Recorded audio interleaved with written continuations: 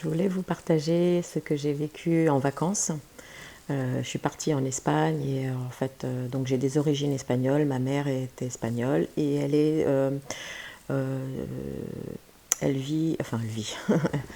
Elle a vécu et elle est née à La Coruña, La Corogne, dans le nord-ouest de l'Espagne. En fait, c'est assimilé comme la Bretagne, c'est celtique. Et je suis retournée à mes origines aussi. Avec ma fille, nous sommes partis. Et j'ai oublié que je ne pense pas que je suis médium. Et, je le suis depuis mon enfance. Et je voulais parler aussi du fait que qu'est-ce qu'un médium? Un médium, il a la capacité de percevoir au-delà de cette vie terrestre, de ressentir l'émotionnel, la tristesse, la rancœur, les doutes, les peurs, mais y compris les bienfaits de la vie. Mais il ressent bien plus de choses que certaines personnes qui sont conditionnées, comme la plupart des gens, où on est conditionné, on est enfermé dans son plexus solaire et on ne sait pas qui on est, et ce qu'on fait et ce qu'on pense. Et j'ai vécu depuis mon enfance, en fait, j'étais agressée énormément par des entités. Euh, Ça créait des peurs immenses en moi. Je ne comprenais pas ce que je vivais, évidemment, puisque j'étais petite. Et y compris adolescente, je ne comprenais toujours pas ce que je vivais. J'étais autant agressée par la vie extérieure à moi, dans ce monde-là. C'est-à-dire, pourquoi agressée? Parce que je portais en moi des mémoires qui avaient besoin d'être dissolues, qui avaient besoin d'être comprises et intégrées pour pouvoir évoluer à ma manière et à ma façon. Et comme je vivais dans une famille où il y avait beaucoup de magie noire, de programmes très très enfermants, de tout ce qui est abus sexuels, viol, maltraitance physique, voilà. Et donc tout ce qui est en lien aussi avec l'âme. Et toute petite, le soir, quand je me couchais, je percevais des entités, des formes, dans un espace-temps différent de celui-ci, mais j'étais connectée à ça. Et pour moi, le médium, il a comme une faille en lui au niveau de sa coque énergétique. Il a comme une sorte de fracture, c'est pas déchiré, mais c'est une trop grande ouverture euh, pour ressentir la totalité en fait de ce qui se vit dans l'invisible et dans le visible. Et puis, pour pouvoir s'en sortir, à un moment donné, il faut appuyer sur le champignon et vraiment aller de plus en plus loin pour aller se comprendre et puis pour se sentir serein et sereine dans son corps. Donc ça a été vraiment très douloureux, très très douloureux. Et je n'acceptais pas en fait ce monde et cette vie. Et il y a encore des parts de moi où ça me tiraille. Mais la compréhension est bien plus grande. Et c'est un peu aussi comme les personnes qui disent, qui sont très sensibles et qui disent qu'elles sont des éponges. Mais c'est pas forcément être médium, ça. La médiumnité, c'est lié à l'espace-temps dans lequel on a vécu autrefois et on ramène toutes ces choses en soi et c'est difficile à traiter quand on voit qu'à l'extérieur, le monde ne se comprend pas. Donc il n'y a pas de référence extérieure et on se sent perdu. Il faut savoir qu'à la base, tout le monde est médium puisqu'on est porteur de ces mémoires, mais on n'est pas tous venus vivre la même chose. Voilà. Et donc, pour ma part, mon devoir, c'était d'apprendre à... Et c'est d'apprendre à réguler mon système vibratoire, apprendre à ressentir mon corps, accepter cette vie-ci sur cette terre, accueillir tout ce qui vient vers moi et en y mettant le cœur et la conscience. Transmuter en fait ou alchimiser le déplaisir par le plaisir de vivre ici, dans ce monde. Alors, ce qui s'est passé en Espagne, et ça a été une surprise pour moi, c'est que j'ai été chez mon cousin dans la maison familiale. Et là, j'ai été tout de suite entendue par mes ancêtres. Et ils se sont, approché de moi et se sont collés à mon plexus solaire. Donc c'était lié à, comment dire, à mon grand-père, ma grand-mère, enfin tous les ancêtres se sont collés à moi. J'arrivais pas à dormir, j'étais stressée, angoissée. Malgré les méditations que je tentais de faire, en fait, ça me faisait plutôt involuer qu'évoluer. Mais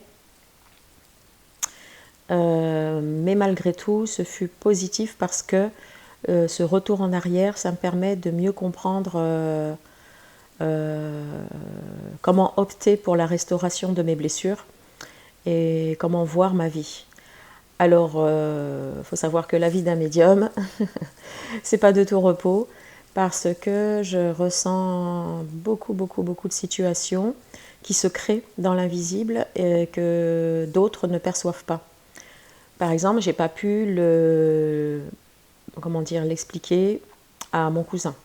Ce n'est pas bien grave, c'était à moi de voir ce que je vivais et pas à lui, d'essayer de comprendre puisque sa conscience n'est pas la même. Et donc ça a été 2 semaines dans l'involutif. On n'est pas obligé de se faire vivre ça, mais toutefois ce fut mon parcours. On n'est pas obligé de vivre la tristesse, le manque de plaisir, manque de goût de vivre. Mais j'avais ce besoin en fait d'aller retrouver visiblement ces mémoires pour me comprendre, mieux me comprendre au niveau de mes ressentis.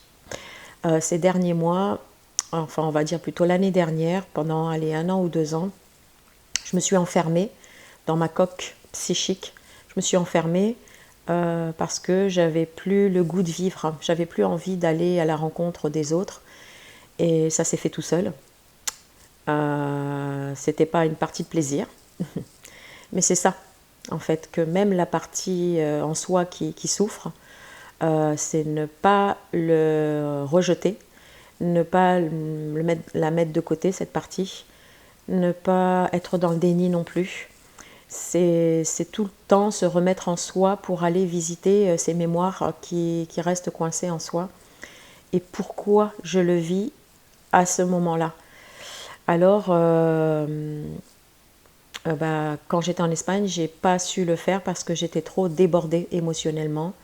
Et en même temps, je vivais des choses très vivantes, très douces, très aimantes. Tout se mélangeait. Donc ça m'a vraiment bousculée. D'ailleurs, j'ai maigri, j'arrivais même plus à manger. Mes intestins étaient très noués. Et bon, mais j'ai quand même tenté de me dire que c'est pour le mieux. C'est pour le mieux ce que je vis. Jamais rien ne vient en soi juste pour souffrir. Non. Donc chacun vit sa vie à sa manière et à sa façon. Alors accueillir le plus et le moins, la polarité positive et négative en soi, mais pour transmuter, alchimiser par son feu intérieur. Qu'est-ce que son feu intérieur ? C'est y mettre tout le cœur, le vivant en soi. Donc quand par exemple je rencontre une mémoire qui a envie de se dissoudre, une mémoire de souffrance, que ce soit de ma famille, de mes vies passées, de tout ça, eh bien c'est à moi de le faire et de l'exprimer à l'intérieur de moi pour pouvoir le vivre ensuite à l'extérieur avec beaucoup plus d'amour de soi. Alors c'est s'asseoir, prendre un temps pour soi, c'est très important parce que sinon dans le feu de l'action, on s'oublie très souvent. Dans le travail, les enfants, le mari ou la femme, en fait on essaye de combler nos manques et nos vides intérieurs par une vie extérieure qui souhaite être comblée. Alors que quand je parle de retour à soi, c'est à chaque instant, lorsqu'on ne se sent pas à l'aise dans ce qu'on vit, c'est s'installer en soi, prendre le temps. Ça peut être 10 minutes, un quart d'heure, une demi-heure, chaque matin, chaque soir. C'est une forme de méditation pour aller visiter son corps, ses centres énergétiques, et puis mettre sa propre respiration dedans, en ayant conscience de ce qu'on se fait vivre. Et c'est ainsi qu'en y mettant le cœur et la conscience dans chaque blessure d'âme, ça crée une libération. Et c'est, comment dire, avoir une vision juste de sa vie. Voilà, équitable et dans l'équanimité. Et qu'est-ce que ça change? Ben, ça change tout, parce que vous y mettez la conscience pure. Comment dire, le cœur avec une vibration et une fréquence suffisamment, on va dire, élevée, suffisamment grande pour que vous puissiez vous entendre de l'intérieur. Alors, je répéterai toujours la même chose, ce monde extérieur, c'est pas que ce n'est qu'une illusion, mais vous êtes venu jouer votre propre vie dans ce monde où il y a plein de programmes enfermants qui enferment la psyché, le cœur et l'émotionnel.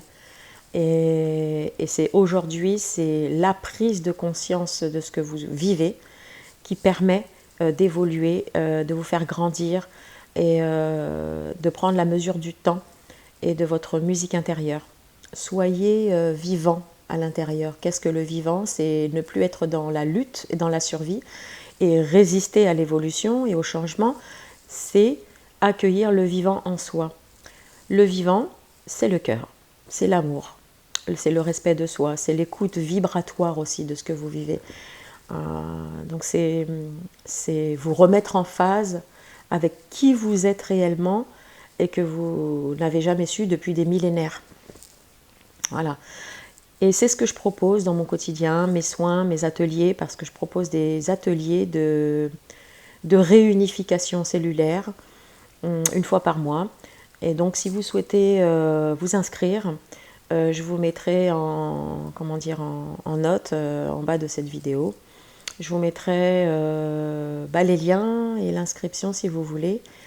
C'est très utile ces ateliers parce que en fait, non seulement vous vous mettez en lien avec d'autres personnes, mais ça crée des résonances sur ce que vous vivez et puis la solution se trouve ensemble, par le groupe. Et chacun va exprimer ce qu'il vit, ce qu'il souhaite, ce qu'il ressent. Et puis, quelqu'un d'autre pourrait s'apporter sa propre solution, mais sa propre solution résonne en vous. Donc, ça défait les liens qui sont toxiques, ça défait des liens multiples, multidimensionnels. C'est bien heureux, tout ça. Voilà, je vous embrasse.